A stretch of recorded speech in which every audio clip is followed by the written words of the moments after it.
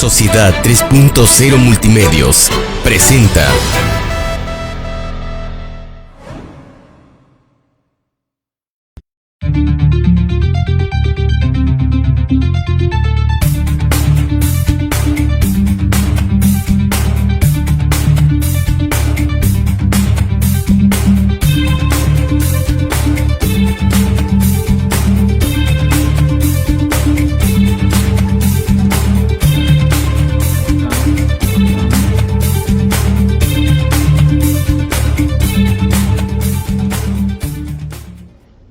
Amigos, muy buenos días. Hoy, como todos los lunes, estamos aquí en su programa de La Conjura. Un nombre muy sugestivo, La Conjura, porque invita a pensar que estamos hablando en lo oscurito, pero como siempre lo hemos relatado aquí en el programa, pues aquí lo hacemos a la luz de los reflectores y además en complicidad con ustedes que nos están observando en el programa, que pone para ustedes a su disposición. Es un espacio de análisis, un espacio para la discusión de los problemas políticos, sociales, económicos de México y de la entidad veracruzana. Y como siempre, mi querido Jorge Flores, aquí estamos. Muy buenos días, buenas tardes, buenas noches. Buenos días, pues Alfredo. Para tratar, mi querido Jorge, pues toda una agenda de problemas nacionales que afectan para bien y para mal el desempeño de un país como el nuestro, que está ciertamente emproblemado con una economía en estancamiento, con grupos políticos de oposición que aún no terminan de despabilarse, porque después de la derrota electoral del 2018, pues se quedaron turulatos. No han reaccionado aún, lo cual es preocupante porque un país con un gobierno que no tenga oposición se corre el gravísimo riesgo de tener un gobierno con tendencias, ya una vez visto sin oposición, a ser autoritario. Y esto es lo menos deseable para un país como México, que hemos transitado en democracia durante muchos años, después de la revolución del siglo pasado, con sus altas y con sus bajas, con modelos de carácter económicos que han beneficiado al desarrollo económico del país y otros más bien lo han perjudicado, pero debemos decir también que no es a instancias de la voluntad de los gobernantes, sino porque simple y sencillamente así lo han permitido las circunstancias. Y para obviar sin preámbulos, mi querido Jorge, pues hay un asunto, fíjate, la semana pasada, y me llamó mucho la atención, que Víctor Trujillo, caracterizado para la televisión como el famoso payaso tenebroso. Así es, payaso tenebroso, Así es. En su programa El Mañanero, que pareciera que fue el preludio de las mañaneras, ¿no? Cierra su programa, termina un ciclo de ese programa tan visto, porque además allí se decían muchas cosas que queríamos escuchar, y se decían usando el derecho constitucional a expresar nuestras ideas, lo que sentimos y lo que pensamos. Por alguna razón, Broso deja de su programa. A mí me gustó mucho y me llamó también mucho la atención una frase que pronunció, que dice que al poder no se le aplaude, al poder se le revisa. Y creo yo que tiene muchísima razón, porque si no atendemos la buena marcha de un gobierno en actitud de vigilantes, entonces el gobierno se va por la libre. No podemos adoptar una actitud contemplativa como la usual del pueblo de México, a ver qué es lo que hace el gobierno federal o los gobiernos estatales o municipales, y ya a toro pasado, si lo hicieron mal, pues entonces sí criticar. No, hacerlo cuando están en funciones, advertirles por lo menos que no lo están haciendo bien, o mínimo que la población no está conforme con su trabajo. ¿Qué opinas de esto, Jorge? Es una voz, una gran voz que se pierde, porque atrás de ese payaso, atrás de ese maquillaje, hay un gran crítico del Estado, que no lo ha sido desde que llegó López Obrador, que tiene varios sexenios siendo un gran crítico del Estado. Ese payaso que le permite enfrentar al poder del Estado posiblemente desde Fox, lo está enfrentando constantemente, ha sido un durísimo crítico del poder. También hay que recordar que Víctor Trujillo y su personaje del Grosso fue fueron unos grandes apoyos en la campaña de López Obrador, si lo recuerdan. Eran unos grandes divulgadores o promotores del voto para Morena. Es también de los primeros que se siente traicionado al ver que el proyecto de la Cuarta Transformación no obedecía por lo menos a lo que Víctor Trujillo y su payaso Grosso se habían establecido como su idea del proyecto. Se pierde la gran voz, se pierde al gran payaso, ¿no? El final fue una cátedra como bien dices, ¿no? Una cátedra. El poder no se le aplaude, el poder se le revisa, deja mucho, pero bueno, Alfredo, ahora nos quedamos con los payasos que hay en las mañaneras en Palacio, y no me refiero a otra cosa más que a los periodistas que se hacen pasar por tales, que es el Lord Molécula y todos los demás, pues ¿qué podemos llamar? Verdaderamente payasos que formulan comparsas, ¿no? Que hacen la comparsa a un evento que se quiere llamar como una rueda de prensa, que les dicen de comunicación circular y demás, pero no es nada. O sea, es una vergüenza que el presidente de la República tenga que atenerse a ese tipo de periodistas tan bajos, ¿no? para promover su presidencia. Es una gran pena. Espero que la libertad de expresión en México no se vea gravemente vulnerada, no se vea lastimada, porque es un derecho que costó mucho trabajo, fue un derecho que se fue construyendo con mucho esfuerzo. Antes a los presidentes de la República ni siquiera se les podía hacer una caricatura, ¿no? Yo me acuerdo que también en la prensa local era dificilísimo que se le hiciera una caricatura, una burla o una crítica a un gobernante. Ahora nos parece ya perfectamente normal, ¿no? Que se critique, y espero que se mantenga eso, ¿no? Sí,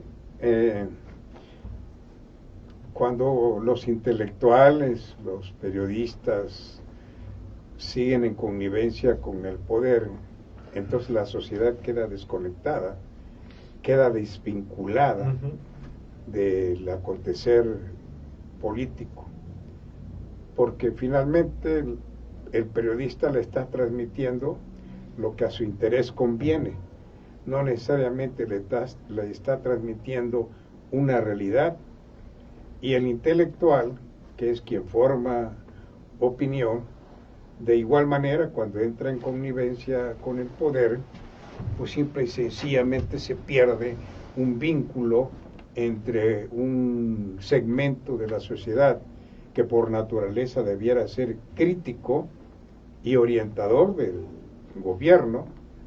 Entonces, en nuestra condición de ciudadanos, pues nos sentimos desvinculados de esto, ¿no?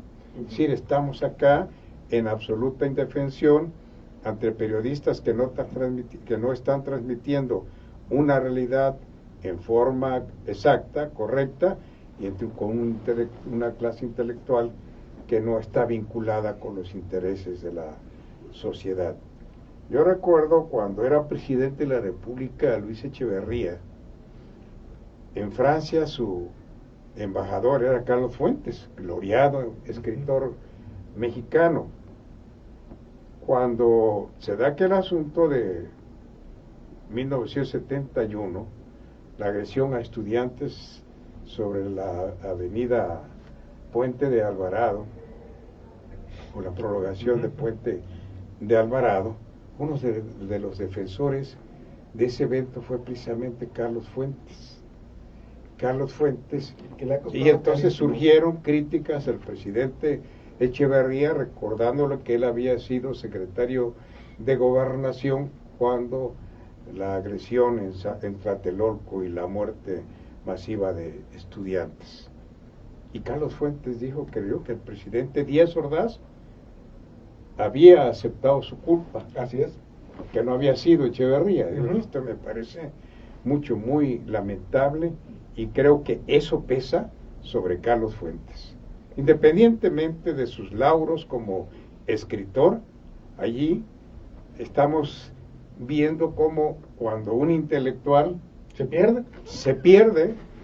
por sus filias hacia el presidente o hacia el gobierno, entonces ya no está transmitiendo El mensaje que un mensaje preciso, exacto, porque se incorpora al gobierno y es defensor del gobierno, cuando toda la evidencia está demostrando que pues, si eres secretario de un gobierno como en aquel entonces, de un presidencialismo autoritario, necesariamente eres partícipe de las acciones de un gobierno, y más siendo secretario de Gobernación, que es el operador político, el que tiene el enlace político y de acciones públicas entre el gobierno y la sociedad. Este es uno de los casos que para mí me parecen emblemáticos de lo que pudiera representar la expresión de esta frase de Broso. Al poder no se le aplaude, se le revisa.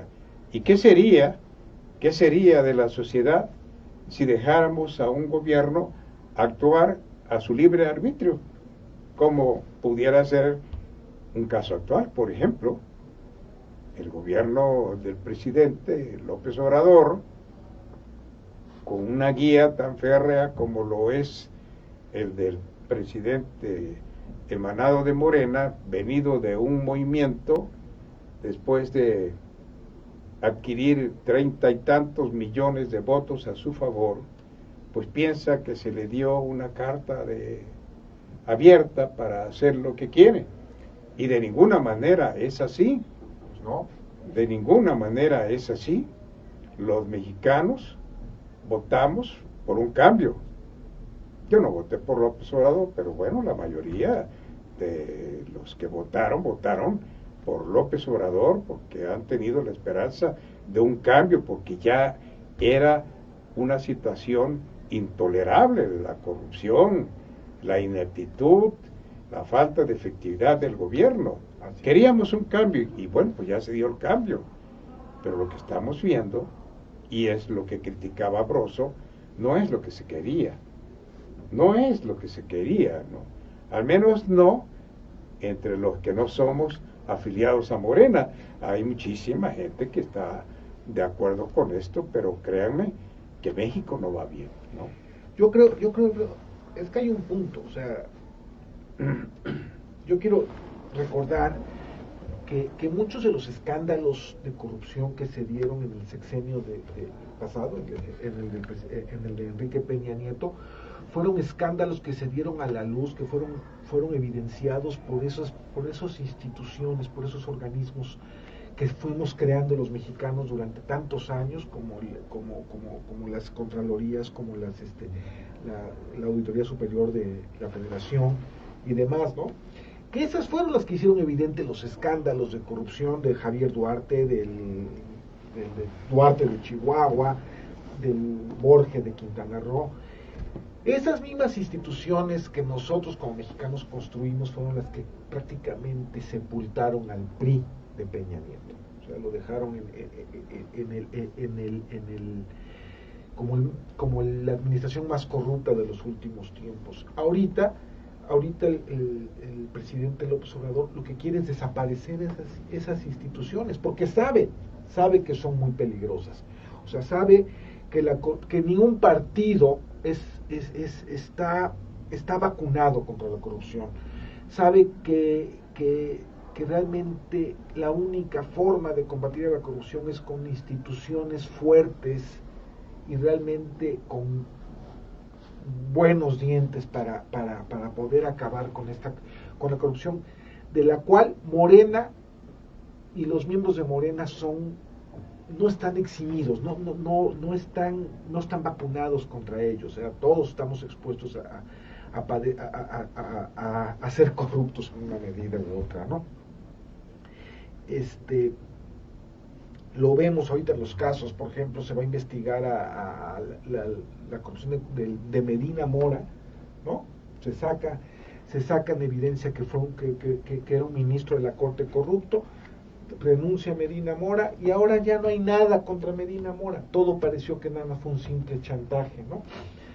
De Manuel Bartlett tenemos todos los elementos, existen los elementos de investigación periodística para establecer que cometió por lo menos una falta administrativa al no declarar esos inmuebles en su declaración 3 de 3, pero no hay nada contra él. El presidente, por eso digo, sí sabe de lo peligroso que son las instituciones, y es por eso que las quiere erosionar, es por eso que las quiere bajar poco a poco, ¿no? Bueno, efectivamente es una lucha que tiene el presidente de la República por instaurar un nuevo régimen, y en ese andar está atropellando a las instituciones precisamente que se crearon como un mecanismo de control de la autoridad. Uh-huh. Ha atropellado a la Comisión Nacional de Derechos Humanos, una institución señera que está ahí precisamente como control de las acciones de un gobierno. Luego, las instituciones son buenas, por supuesto. Lo que él ha querido hacer es instaurar un nuevo régimen al diablo de las instituciones ya establecidas, pero sin duda la Comisión Nacional de Derechos Humanos es una institución que debe prevalecer y sobre todo debe conservar su autonomía. No debe ser de ninguna manera otro apéndice más del gobierno de la República, por entonces pierde la misión para la que fue creada. Y como está la Comisión Reguladora de Energía. Esa es una pena. Que también es un organismo de control de las acciones del gobierno en materia de energía, materia petrolera, etcétera. Banco de México, si le resta autonomía al Banco de México, bueno, pues dejaremos de ver una institución tan sólida como lo es este banco, ahora que tiene autonomía, bueno, pues que está dando resultados efectivos, está controlando la inflación a tal forma que está en menos de 3%, ¿no? Esto es extraordinario. Hay instituciones muy fuertes que ojalá se consoliden en vez de atropellarlas, ¿no? Como estas dos instituciones hay muchísimas más. El IFAI, ¿no? Por ejemplo, el Instituto Nacional de Acceso a la Información, el INEGI, es decir, son instituciones que están allí para servirle a la sociedad de una manera autónoma, de tal forma que lo que diga el gobierno, si no es cierto, pues exhibirlo, ¿no? Así es. Con las estadísticas objetivas, que tengan crédito, que a nosotros, la ciudadanía, creamos en ellas, ¿no? Pero vamos a un espacio y regresamos en un momento.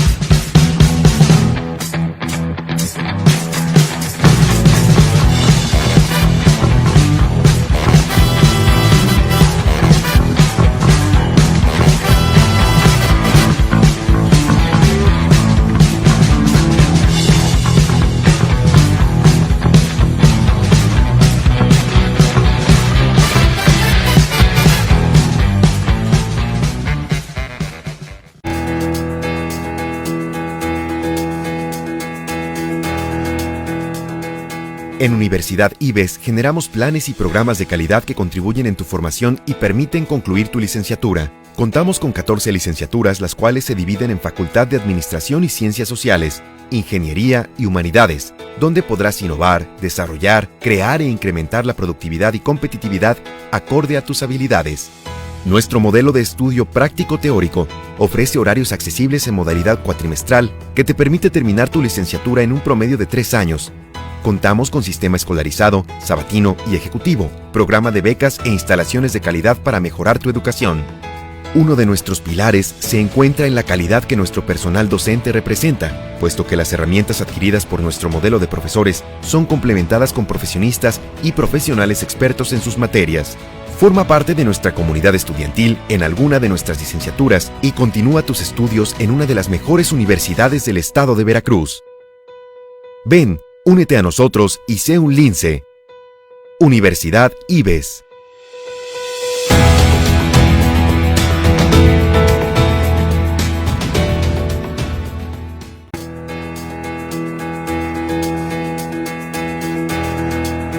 Continúa tus estudios profesionales con los programas de posgrado que en la Universidad IBES ofrecemos para ti. Nuestra oferta educativa se compone de 18 especialidades, 6 maestrías y un doctorado, con excelentes planes de estudio, costos accesibles y programa de becas, horarios en distintas modalidades para concluir tu educación profesional, además de ser una opción de titulación y al mismo tiempo expandiendo el conocimiento en distintas ramas del saber y formando líderes preparados para un desempeño profesional superior. Únete a nosotros y sé un lince. Universidad IBES.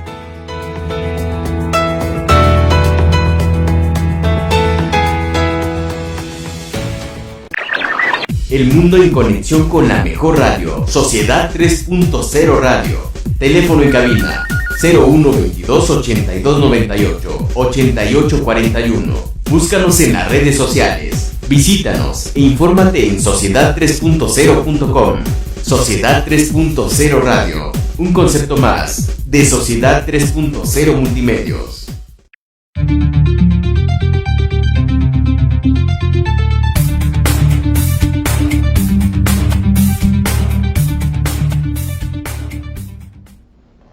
Bueno, otro asunto, Jorge, otro asunto interesante aquí en México es la visita del fiscal de los Estados Unidos al presidente de la República. Tuvieron su reunión y de verdad que tuvo efectos, o al menos pareciera, y la apariencia así lo hace sentir, que esa visita del fiscal obtuvo respuesta inmediata, ¿no? No sabemos realmente si esta es la consecuencia lógica de esto, la salida de Evo Morales, por ejemplo, la visita de Evo Morales y otros asuntos más que todavía están por aclararse si efectivamente son producto de esa visita, pero incuestionablemente que seguramente harán cambiar la estrategia del presidente de la República o del gobierno federal en materia de seguridad pública.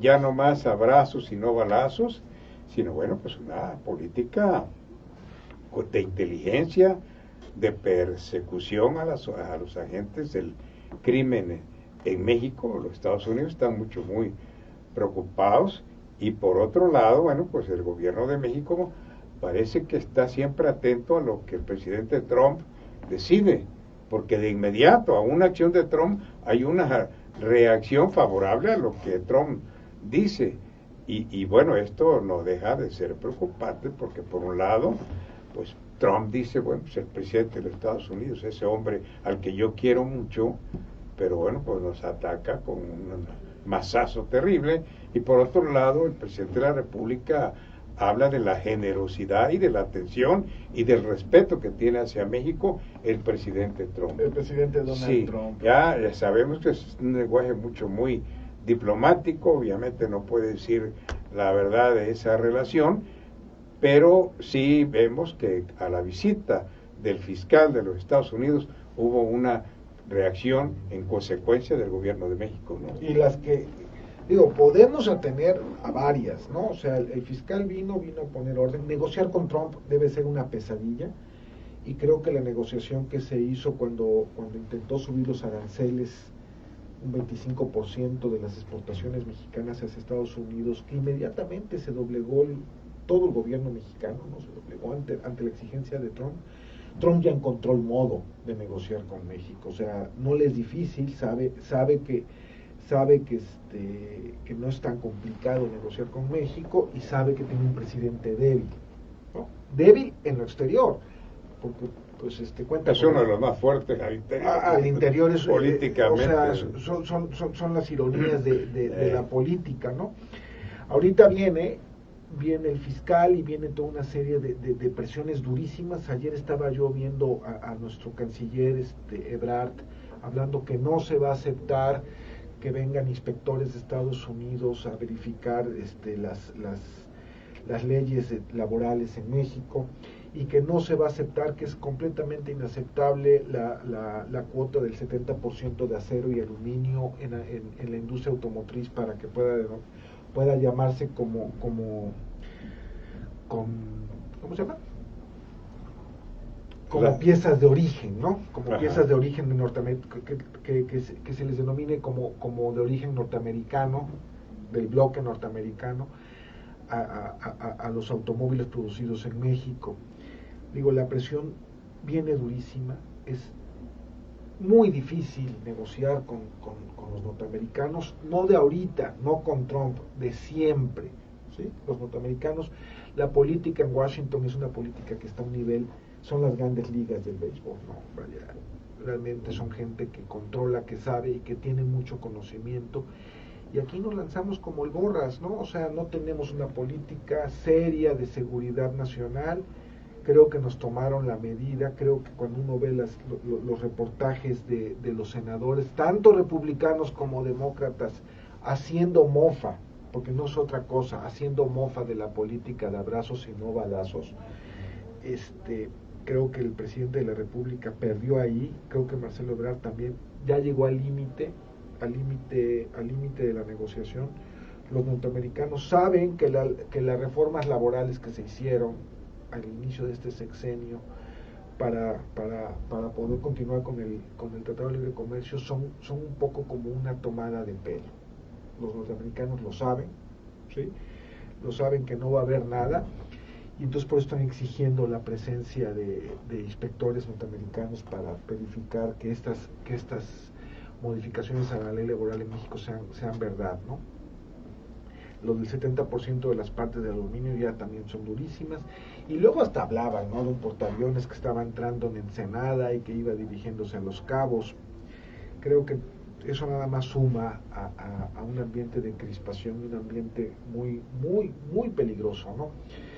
México necesita la aprobación del tratado del TMEC, lo necesita urgentemente, o sea, y el gobierno norteamericano y el gobierno canadiense lo saben. Lo necesita urgentemente, porque lo que necesita el gobierno mexicano definitivamente es generar confianza en los inversionistas a nivel internacional.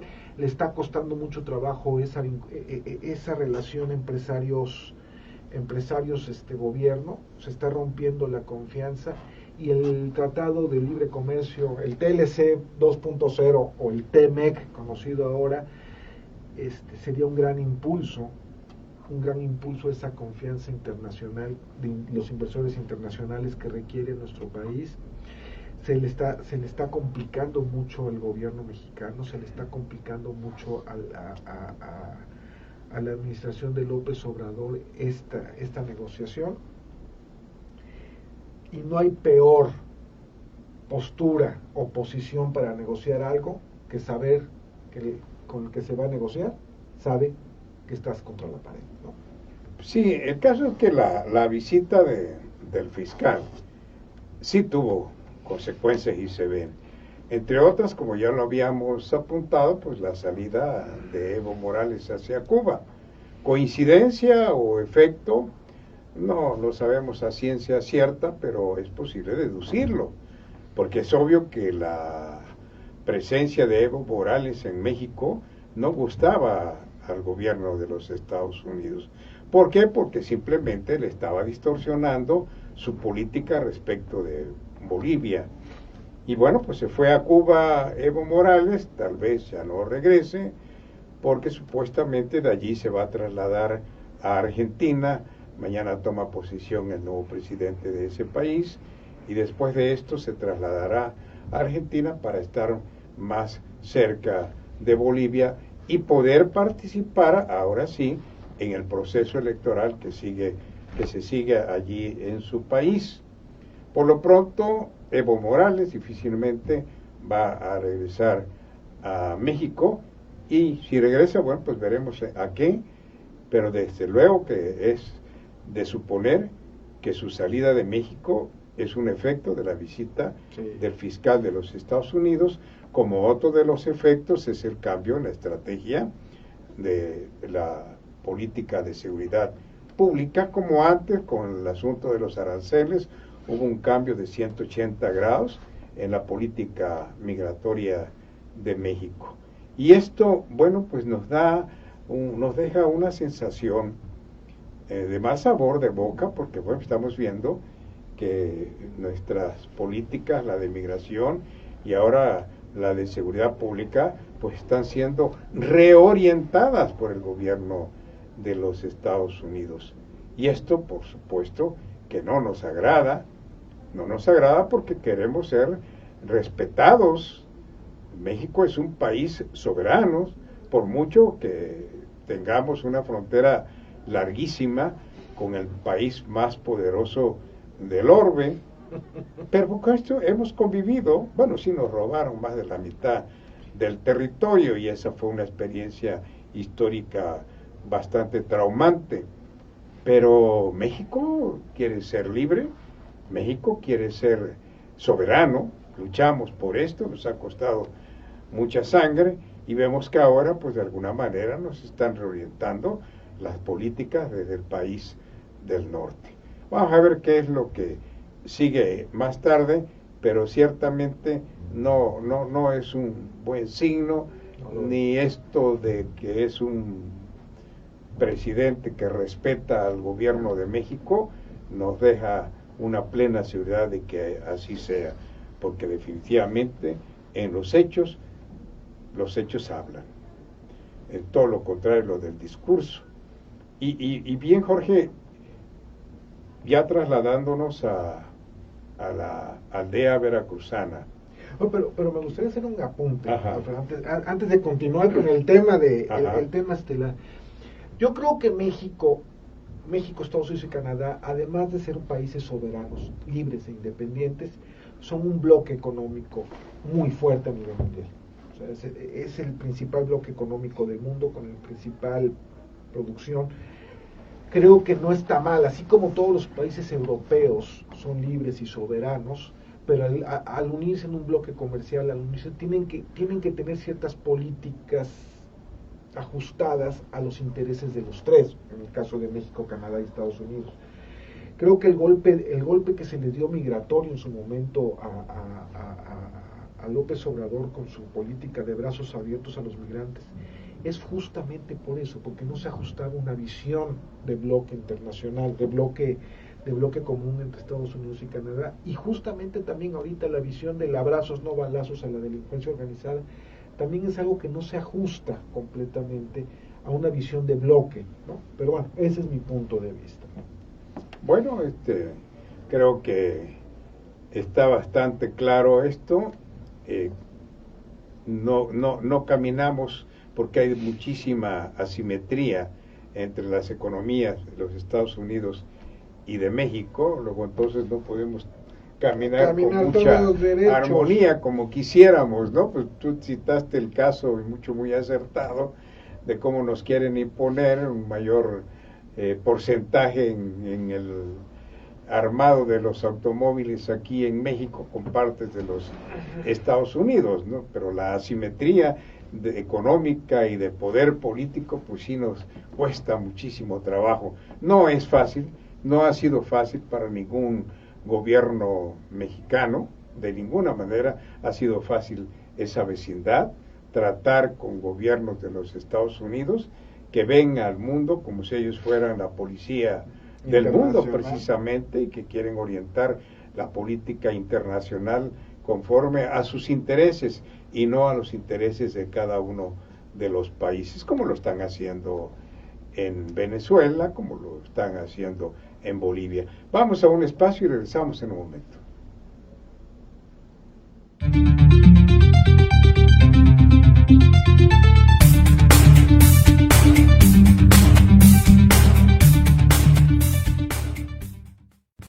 La calidad tiene buen nombre, Universidad IBES. ¿Por qué somos tu mejor opción? Tenemos un sistema cuatrimestral, docentes capacitados, un plan de estudios avalado por la SEP y CEP, las cuotas más competitivas del mercado. Conoce nuestra oferta educativa a través de nuestro Facebook. Encuéntranos como Universidad IBES. También en nuestra página web como www.ibes.edu.mx o ven a nuestras instalaciones ubicadas en Azueta, número 34, Colonia Centro, en Jalapa, Veracruz. También llámanos al 8123-456. Bienvenido a la mejor comunidad. Somos Linces, Universidad IBES.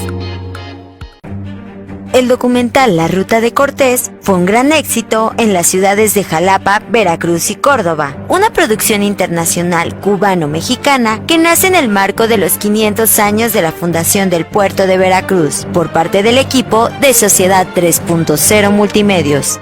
El film se encuentra de gira por las diferentes entidades. Pienso que es una muy buena propuesta el hecho de que las personas vayan conociendo la historia por medio de estos proyectos. Si quieres que este documental histórico llegue hasta tu ciudad, contáctanos y no te pierdas esta gran oportunidad.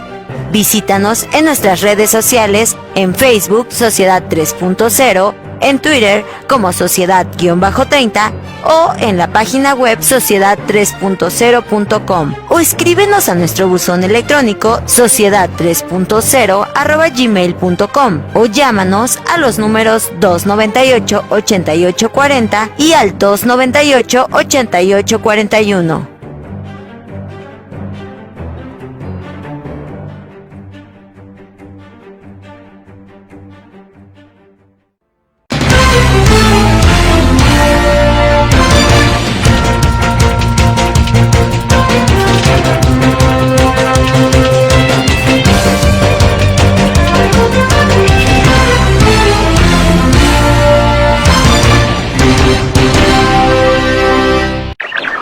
El mundo en conexión con la mejor radio, Sociedad 3.0 Radio.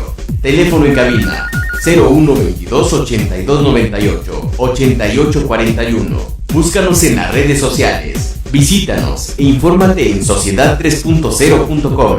Sociedad 3.0 Radio. Un concepto más de Sociedad 3.0 Multimedios.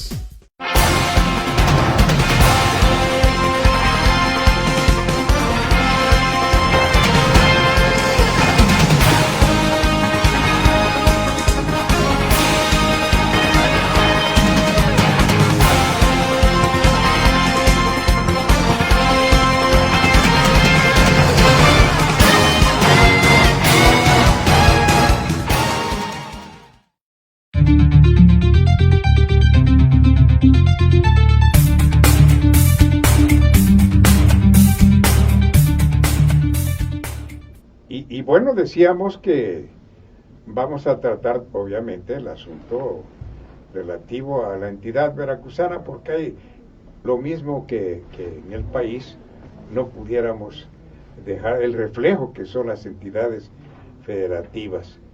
Y como hay problemas económicos a nivel nacional, hay problemas económicos obviamente a nivel de la entidad veracruzana. En este caso vamos a tratar el relativo al problema financiero que tiene el gobierno de Cuitlahua García en Veracruz.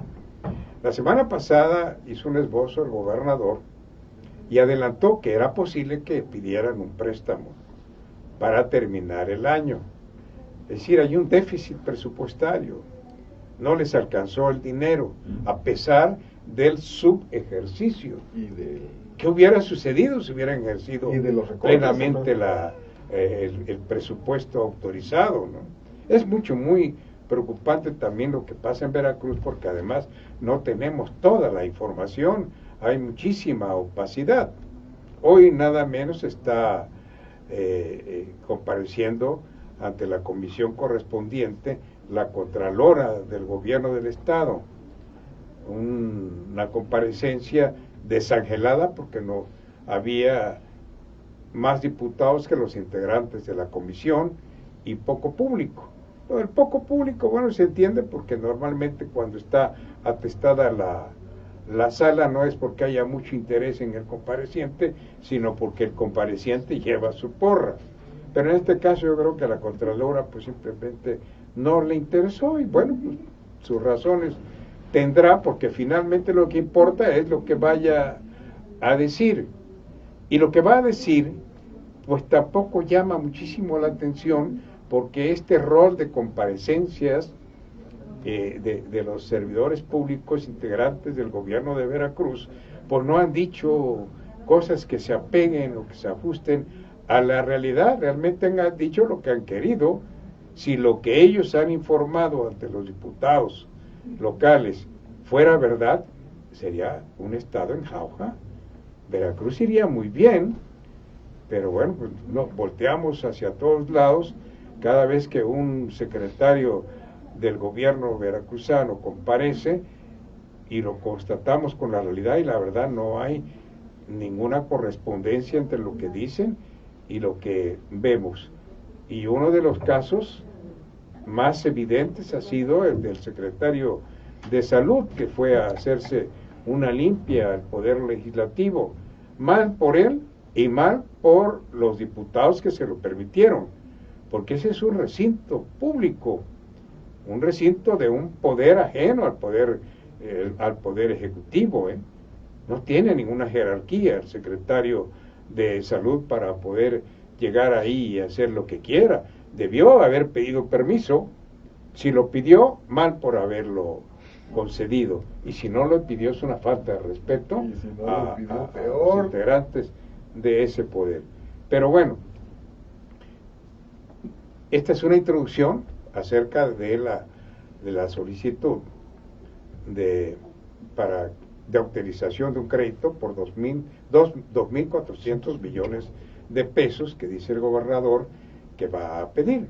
La semana pasada hablaba de no sabía si iba a ser de 3.000 o de 4.000, y que no sabía también para qué iban a destinar ese crédito. Y esto es lo que llama la atención. Jorge, si tú vas a pedir prestado, obviamente es porque algo te está impulsando a pedirlo, porque necesitas ese dinero para algo. Pero no puedes decir que bueno, vamos a ver para qué vamos a utilizar el dinero del préstamo. Obviamente no quiso decir que lo iba a utilizar para pagar el aguinaldo, pero bueno, si no lo quiere decir, que no diga un despropósito como del que no sabemos para qué vamos a utilizar el dinero del préstamo.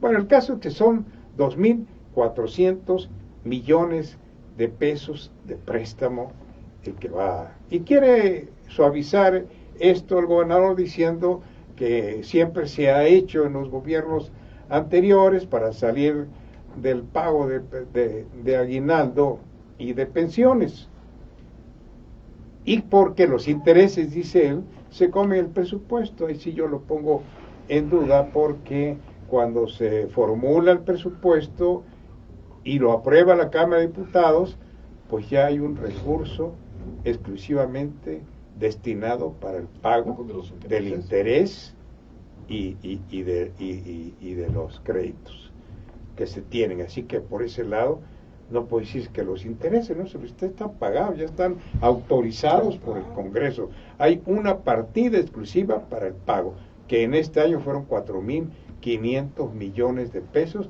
para pagar el servicio de la deuda 2019. Y ya pidió un préstamo el año pasado. Sí, por eso dice que todos los gobiernos lo han hecho. Lo hizo Yunes Linares, y él se centra mucho en Yunes Linares, es una fijación que tiene, ¿no? Como, en fin, es su problema. El problema de los veracruzanos es que vemos que hubo un subejercicio presupuestal, y a pesar del subejercicio, que se supone que tienen el dinero porque no se ejerció, pues todavía necesita dinero para pagar esto. ¿Qué es lo que ocurre realmente al interior del gobierno? Porque no se nos dice toda la extensión de la palabra, ¿no? Efectivamente, hay problemas financieros en el gobierno veracruzano. La deuda es de 40.000 millones de pesos. No sabemos de cuánto es la deuda. Sí, la deuda bancaria pero está esto. Claro, aparte de todo viene la deuda del pasivo circulante que le llaman, que es para los proveedores. Sí. Pero él se refiere a la deuda con los bancos. Eso sí está contabilizado con Hacienda, ¿no? Eso sí no. Por eso habla de 40.000, tiene razón, esa es la deuda la deuda reconocida por Hacienda. Que haya otra deuda, eso es diferente, pero se está refiriendo a la deuda por Hacienda, reconocida por Hacienda, porque además Hacienda la tiene también registrada. Esa deuda de la que habla el gobernador la tiene registrada Hacienda. Por eso él dice que sí se conoce. Sí, sí se conoce. A esa deuda se refiere. Hay otro tipo de deuda, que insisto, que es la deuda a los empresarios, la deuda que está todavía circulando por las obras que están haciendo y no se han cubierto. Dejemos ese punto. ¿Qué es lo que pasa realmente en Veracruz? Porque en este año, que sepamos, no se ha hecho nada. Están caminos ahí. Yo asistí al informe del gobernador en el Teatro del Estado y lo que vimos allí fueron más bien obras de carácter municipal. Caminos de 2, 3, 5 kilómetros. Banquetas y esto pues no equivale a los 2,000 y pico de millones de pesos que tiene autorizado en obra pública. Yo siento que tenemos, Alfredo, tenemos diputados muy complacientes con el Poder Ejecutivo. O sea, ahí como me encantaría, que los secretarios no fueran con porra. O sea, eso es lo más antidemocrático, antirepublicano, antientrega de cuentas que puede haber. O sea, yo no sé cómo un funcionario puede llevar porra al Poder Legislativo y cómo es que los diputados lo permiten. O sea, yo siempre me imagino que ese tipo de comparecencias como algo muy solemne, en el que el secretario, posiblemente acompañado de 2 o 3 asesores, se sometan ante los diputados a entregar y a dar respuesta a todas las inquietudes que los diputados puedan tener. Siempre me lo he imaginado como un acto muchísimo más solemne, muchísimo más serio, ¿sí? Puede ser transmitido por televisión, por radio, por los medios que ustedes quieran, pero debe ser algo muy serio. O sea, ya se presta a casi como un día de carnaval para el secretario, con porras afuera, con porras adentro, cuando no es para tanto. O sea, yo no sé qué creen los subsecretarios de Estado aquí en Veracruz, cuando creen que los veracruzanos estamos tan contentos de su gestión, que vamos al Palacio Legislativo a festejar la felicidad de que nos dirijan ese año, ¿no? O sea, los resultados en Veracruz no existen. O sea, no hay resultados para festejar de ningún tipo. El préstamo en Veracruz queda en la completa opacidad. O sea, es un estado que no ejerció todo el presupuesto este año, es un estado que se hicieron recortes terribles en todas las materias y que ahorita no nos alcanza. Pues es como en casa te dicen, ya no me alcanzó para el gas. Oh, sí, pero explícame en qué se te fue, ¿no? Claro. Ya, explícame y con todo gusto. Creo que es eso. O sea, yo estoy muy preocupado de que los diputados de oposición o del mismo Morena no digan, bueno, explíquenos por qué, ¿no? Para que se autorice. Y el mismo gobernador diga, no, es que se va a pedir un dinero, pero no es un préstamo como tal, más bien es otra cosa. Y pues todavía, como bien apuntabas, todavía no sabemos exactamente para qué se va a ocupar, pero ni sabemos ni siquiera cuánto vamos a necesitar. Estamos a 9 de diciembre, creo que una buena planeación nos debería llevar que desde julio, agosto, debieran haber sabido que iban a cerrar mal el año. Sí, por supuesto. Bueno, y lo más sorprendente es que la semana pasada compareció ante su comisión el secretario de Finanzas y dijo que todo estaba bien. Bueno, pues ahora vemos que no estaba todo bien, porque pues, se va a pedir un préstamo porque simplemente no alcanza para el pago de aguinaldo, para cerrar el año. Pero, y esto es lo que es preocupante realmente, porque ya se autorizó el presupuesto federal y en base al presupuesto federal las entidades federativas van a proceder o están procediendo ya a configurar su presupuesto en base a las partidas sí, que el gobierno federal tiene predispuestas para cada entidad federativa. Vamos a ver a cuánto asciende. Claro, asciende a más de 100,000 millones de pesos y cuando decimos, oye, pero es que es muchísimo dinero, sí, pero no No hay que irnos con la finta de que es muchísimo dinero y que el gobierno o el gobernador dispone de ese gobierno para ese dinero para que en cualquier rato pueda hacer una carretera como esto. No, hay partidas que se destinan exclusivamente para determinados propósitos. 2.500 millones para obra pública, 10.000 para seguridad pública, estoy hablando en términos gruesos, otro tanto para salud, otro tanto para educación, otro más para el gasto corriente, otro más para gastos de inversión, otro más para el pago de la deuda, el servicio de la deuda. Pero finalmente lo que preocupa es que hubo subejercicio. Entonces, ¿dónde está el sobrante? Sí, hay dinero, claro que es un dinero autorizado para obra pública. Para otro fin. Hay un dinero autorizado para compra de medicina, hay un dinero para compra de armamento, etcétera. No se puede tan discrecionalmente como lo hiciera Duarte, licuar ese dinero y decir, bueno, pues lo tenemos, ahora vamos a utilizarlo para el pago del aguinaldo y el pago de esto. Sabemos para qué va a ser el préstamo, es para eso. Pero pues se nos diga. Ya lo dijo el gobernador ahora que lo confirmó.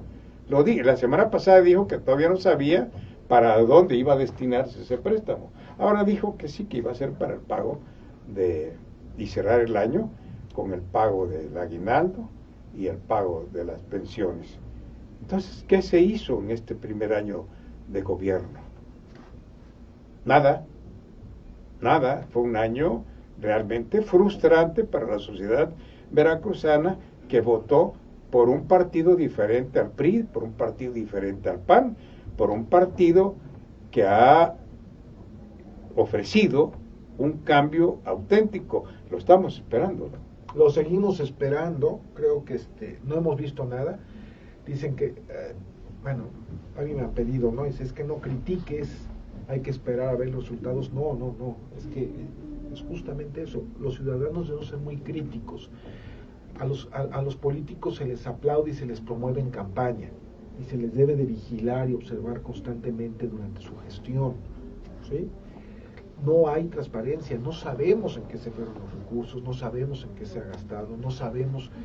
Yo ahorita que recuerdo, estaba viendo la declaración del secretario de Salud diciendo es que todo se debió a que los medios exageraron la nota del dengue.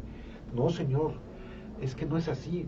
Fueron 23 muertos, por lo menos 23 muertos registrados en Veracruz por el dengue, y nadie va a asumir esa responsabilidad. O sea, digo, por lo menos que todos los ciudadanos, es decir, ¿qué pasó? Explíquenos, ¿no? Vaya, y que nosotros como ciudadanos no tenemos ese canal de comunicación con el gobierno, con el ejecutivo. Por eso tenemos diputados, por eso votamos por diputados. Los diputados, cuando entendamos que los diputados que nosotros votamos no están para aprobar los caprichos del ejecutivo, sino están para representarnos a nosotros como sociedad, nosotros como ciudadanos. Cuando lo entiendan eso los diputados, realmente va a ser un gran salto adelante en México. O sea, los diputados no están para proteger al gobernador, al presidente o lo que sea. Los diputados están para representarnos y para darnos esas respuestas. Sí, claro, salvo aquellos que pertenecen a la misma línea político-ideológica que el Ejecutivo, ¿no? Pues ahí sí, ellos tienen que seguir lo que el propio partido les indica que tiene que ser coincidente entre el titular del Poder Ejecutivo con su bancada. Van caminando en el mismo propósito, ¿no? Pero también tienen que dar resultados, respuestas a los ciudadanos. O sea, yo al ver al secretario de Salud diciendo es que todo se debió a una exageración de los medios, no, señores, hubo 23 muertos por el dengue. Hubo un grave problema por el dengue, ¿no? Y tienes mucha razón. Esto que dijo el secretario de Salud, pues no nos indica más que no saben ni dónde está. Pero lo más preocupante, Jorge, también, es luego las declaraciones que el propio gobernador hace. Esas expresiones como a propósito del dengue, que no se fumigó, como lo dijo, y se publicó. Para proteger a las abejitas, sí, ¿no? Que no se fumigó para no matar abejas. Esto es increíble, ¿no? Es un reconocimiento y ya después dijeron que sí se había fumigado, pero originalmente dijo que no se había fumigado para no matar a las abejas. Y esto, bueno, es un reconocimiento de que por las razones que sean, no se fumigó.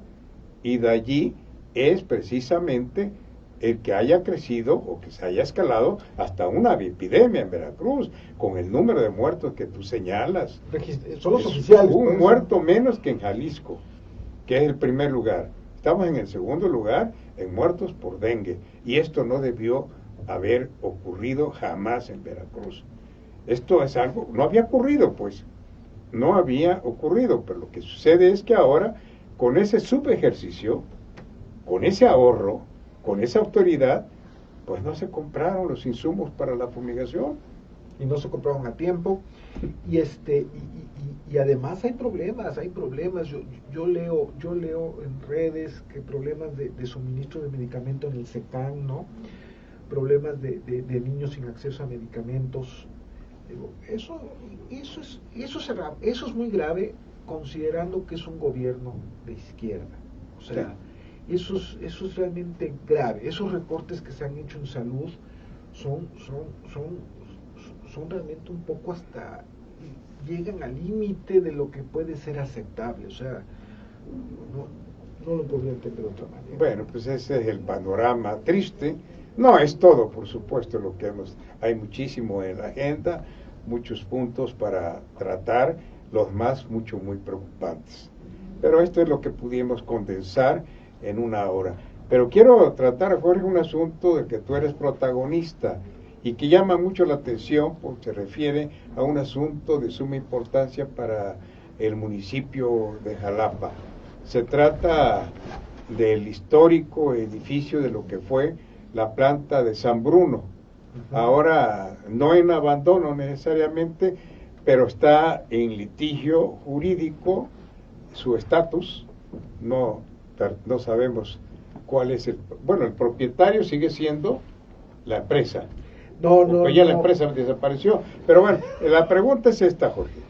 ¿Qué es lo que van a hacer allí el próximo viernes? ¿Estás haciendo una invitación? Hago la invitación y ojalá nos acompañen este viernes 13 a las 6 de la tarde en la fábrica de San Bruno, para la presentación de un documental que trata un poco de la historia y un poco de la intención de los vecinos de lo que quieren en ese espacio. ¿Sí? La fábrica, Alfredo, se declara en quiebra en los años 90. Es embargada por la Secretaría de Hacienda y Crédito Público por esos años también, y la propiedad del inmueble está en manos del SAE, que es el Sistema de Administración de Inmuebles Federales, que es el que está a cargo es el dueño de esa propiedad. Se ha estado presionando a las autoridades, tanto municipales como estatales, para pedir que el gobierno o la autoridad municipal pida la donación de ese inmueble al SAE o a la Secretaría de Hacienda, lo pida y se lo entreguen al gobierno municipal. Eso es justamente lo que nosotros buscamos con el documental, hacer la presentación para decir, la sociedad, los vecinos de San Bruno quieren que se apure, se gestione, se presione. ¿Quién tiene que hacer esa gestión? El municipio, la administración municipal pasada realizó la solicitud de la donación ante el SAE y ahorita ya pasó 2 años de la actual administración y queremos como decirles, ¿saben qué? No se olviden. No ha hecho nada. No ha hecho nada, se quedó ahí. Yeah. No se olviden de la solicitud de donación. Es muy difícil que volvamos a repetir gobierno federal, gobierno estatal y gobierno municipal de un mismo partido, una misma línea. Por favor, síganlo. ¿Por qué? Porque yo como arquitecto, los vecinos también, pero sobre todo es una iniciativa que tengo, es que me queda claro que la mejor oportunidad de hacer igualdad urbana es a través del espacio público. Las ciudades se definen por su calidad del espacio público, que sean espacios públicos dignos. en la entrevista, en el documental, se entrevista al ingeniero Nachón y nos platica, lo que me comentabas al principio, me preguntaba, nos platica cómo fue que se hicieron los lagos del dique en los años 70. Es la misma receta. Los lagos del dique era una fábrica, era una serie de fábricas de hilados y tejidos que fueron quebrando, se invadieron sus predios, se encontraban en situación de abandono, en situación de delincuencia, ¿sí? El gobierno estatal, sin el recurso con el que cuentan ahora los gobiernos estatales, ¿no?, decide intervenir la zona y decide hacer uno de los mejores espacios públicos del país.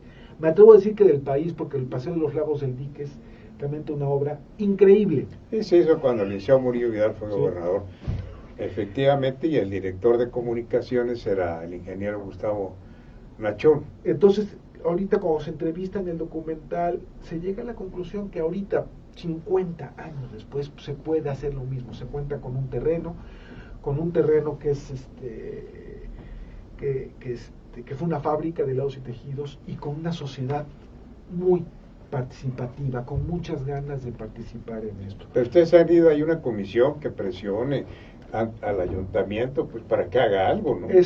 Hay una asociación de vecinos de San Bruno que son los que están presionando. Yo en realidad nada más hicimos lo que es el documental y se va a presentar el viernes. Acompáñennos, realmente es muy interesante, y los que no conozcan la fábrica, vayan.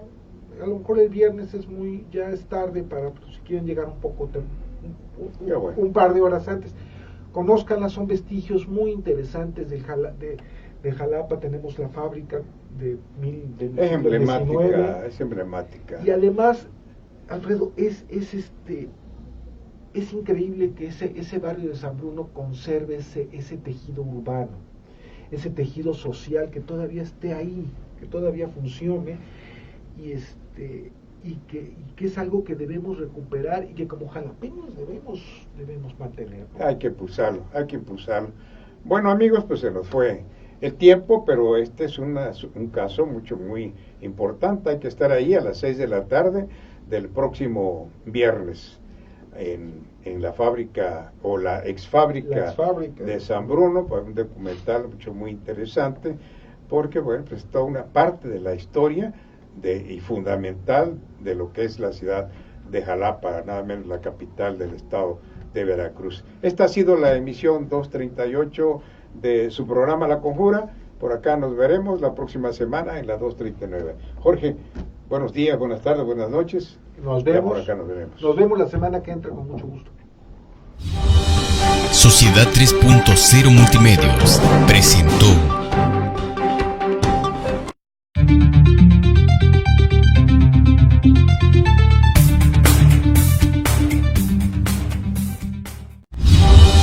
Sociedad 3.0 Multimedios.